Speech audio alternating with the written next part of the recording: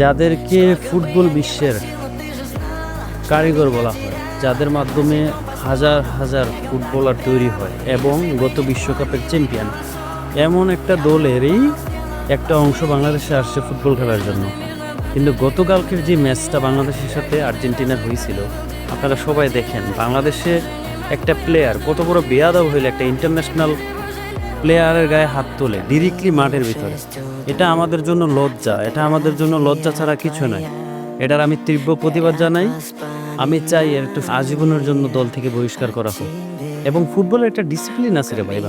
পৃথিবীর অন্যান্য দেশে আপনি যান, আপনি মানতে হবে, আপনি যতই আপনার রাগ ক্ষোভ থাকুক না কেন, আপনি ডিরেক্টলি মাঠে এমন করতে পারবেন না।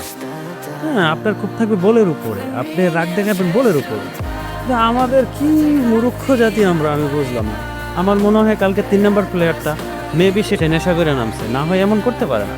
এটা দেশীয় গরুয়া কোনো খেলার ভিতরে হইলে মানা যাইতো, এটা একটা ইন্টারন্যাশনাল ম্যাচের ভিতরে এমন কিভাবে